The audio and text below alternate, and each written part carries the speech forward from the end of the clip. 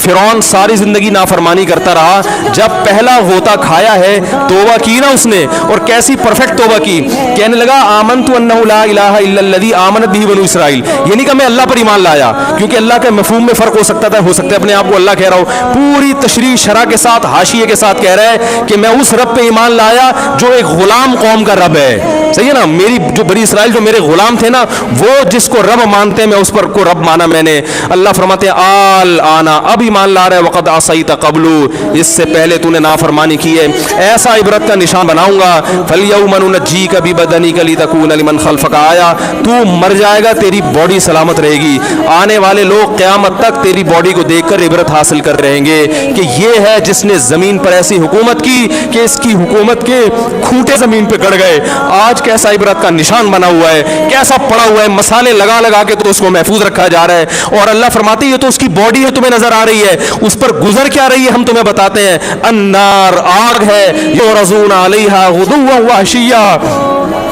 جس آگ پر صبح اور شام اس کو جلایا جاتا ہے, وَيَوْمَ تَقُومُ السَّاعَةُ, اور جب قیامت قائم ہوگی, أَدْخِلُوا آلَ فِرْعَوْنَ أَشَدَّ الْعَذَابِ, اللہ فرمائیں گے کہ ہم حکم دیں گے فرشتوں کو کہ فرعون کو اس سے سخت عذاب میں ڈال دو. آپ کو فرعون لیٹا ہوا نظر آ رہا ہے, قرآن کہہ رہا ہے لیٹا ہوا نہیں ہے وہ, صبح اور شام آگ میں جلایا جا رہا ہے اس کو, ہزاروں سال گزر گئے, صبح بھی آگ میں جلتا ہے, شام کو بھی آگ میں جلتا ہے, اور فرمایا ابھی قیامت آنے دو,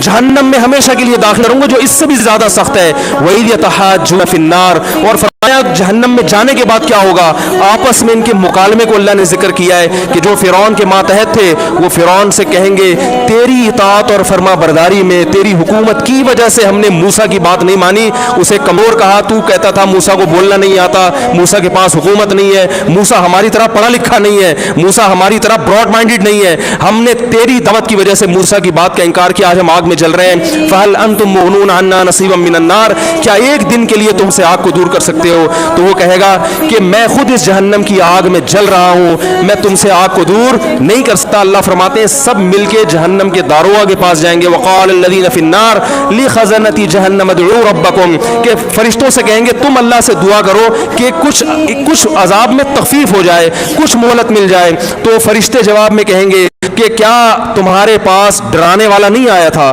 موسیٰ کلیم اللہ جس سے اللہ کوہ طور پہ ہم کلام ہوا کرتا تھا, اس نے تمہیں ڈرایا نہیں تھا کہ تم اللہ کی نافرمانی چھوڑ دو. کہیں گے قالوا بلا, وہ کہیں گے ضرور. اللہ فرمائیں گے پھر اعلان ہوگا فادعوا وما دعاء الکافرین الا فی ضلال, فرشتے کہیں گے اللہ نے ہم پر پابندی لگائی ہے تمہاری سفارش کرنے پر, تم خود اللہ کو پکارو. اللہ فرماتے آج ان کی پکار بیکار جائے گی, کوئی اسے سننے والا نہیں ہوگا. دیکھو جب تک جسم میں روح ہے, ایک دفعہ انسان توبہ کے آنسو بہا دے, ایک دفعہ اللہ سے کہہ دے کہ اے اللہ مجھ سے جو جرم ہوا, اگر کسی نے زنا کیا ہے ایک دفعہ کہہ دے اے اللہ آئندہ نہیں کروں گا, اگر کسی نے شراب پی ہے ایک دفعہ کہہ دے کہ اے اللہ آئندہ نہیں پیوں گا, اگر کسی نے اپنے والدین کو ستایا ہے ایک دفعہ کہہ دے اے اللہ آئندہ نہیں ستاؤں گا, اگر کسی نے وراثت کھائی ہے ایک دفعہ کہہ دے اللہ حق واپس کروں گا, آئندہ کسی کا حق نہیں دباؤں گا, اگر کسی نے انٹرنیٹ پر بیہودہ فحش فلمیں دیکھی ہیں ایک دفعہ کہہ دے اللہ دیکھ چکا آئندہ بولو بھائی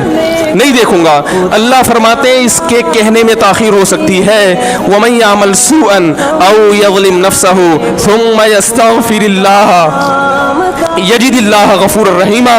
کیسا ہی بڑا سے بڑا جرم کر لے اس کے بعد جب اللہ سے توبہ کرے گا بشرطے کہ روح جسم کے اندر موجود ہو, اللہ فرماتے ہیں یجد اللہ غفور الرحیمہ, اللہ صرف گناہ کو معاف نہیں کرے گا بلکہ یہ اللہ کو غفور اور رحیم پائے گا. غفور بھی پائے گا, پانے کا مطلب ہے محسوس کرے گا کہ اللہ نے اس کے جرم کو معاف کر دیا ہے, اور رحیم بھی پائے گا کہ مزید رحمتیں بھی کر رہا ہے. یہ اس وقت تک اللہ کی طرف سے بھائی پیکیج ہے جب تک روح جسم کے اندر موجود ہے, کیونکہ غیب کا معاملہ ہے. جب اس روح اور جسم کا رشتہ کمزور ہو گیا ایڑیاں رگڑتے رہو گے لیکن اللہ توبہ قبول کرنے کے لیے تیار نہیں ہوگا. اللہ سے دعا ہے کہ اللہ ہمیں اس وقت کے آنے سے پہلے سدھرنے کرنے کی توفیق عطا فرمائے، اور اس بے حیائی کا جو طوفان ہمارے معاشرے میں پھیلا ہوا ہے، اللہ اس بے حیائی کے طوفان سے ہمیں بھی اور اپنے اہل و عیال اور اپنی اولادوں کو بھی بچنے کی توفیق عطا فرمائے۔ سبحانک اللہم و بحمدک، نشہد ان لا الہ الا انت، نستغفرک و نتوب